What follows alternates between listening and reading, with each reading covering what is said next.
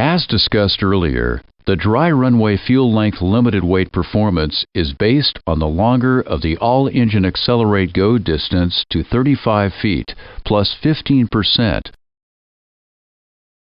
or the engine inoperative accelerate go distance to 35 feet, or the accelerate stop distance, assuming a maximum effort stop on a dry runway with no credit for reverse thrust. If the runway is wet, not dry, and the dry runway performance weight and V1 speed is used, the following would be the result. The all-engine distance to 35 feet would not change because a wet runway does not affect the airplane's acceleration. The engine inoperative accelerate go distance to 35 feet would not change for the same reason. But the accelerate stop distance would increase because the stopping capability is degraded due to the reduction in tire-to-ground friction on a wet runway. As we can see on the graphic, if the airplane flight manual dry runway limited weight and V1 speed are used on a wet runway, the airplane may not have the ability to stop on the runway. In the airplane flight manual calculations for wet runway, we are allowed to use different assumptions in computing the performance. The wet runway engine inoperative accelerate go distance is computed based on a reduced screen height of 15 feet. As mentioned before, the accelerate stop distance required is increased due to the reduction of tire-to-ground friction on a wet runway surface.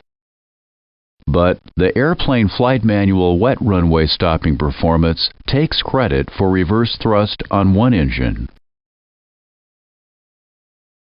Taking credit for 15-foot screen height and one engine reverse thrust reduces the effect that the wet runway has on the fuel length required.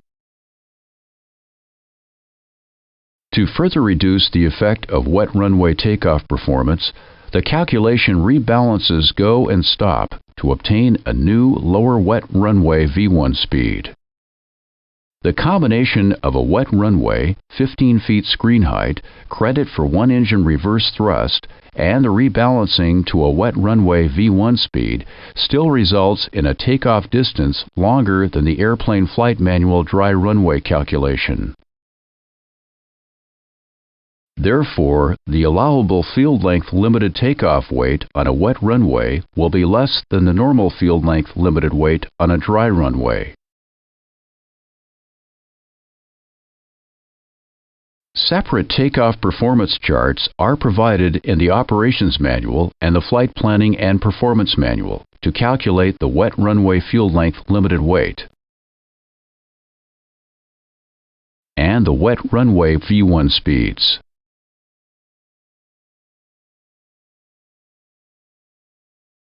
The wet runway fuel length limit weight will typically be lower than the dry runway fuel length limit weight. The wet runway balanced V1 speed will typically be lower than dry runway balanced V1 speed by 5 to 12 knots at the same weight, altitude, and temperature.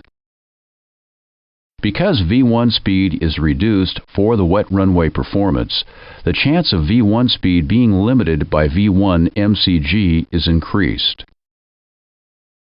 Even when the runway is wet, the airplane would be limited by minimum field length only on a very short runway. The charts in the operations manual and the flight planning and performance manual are used in the same way as the charts for dry runway takeoff calculations. As mentioned earlier, unlike older models, the airplane flight manual now contains fuel length limited takeoff performance based on a wet skid resistant runway.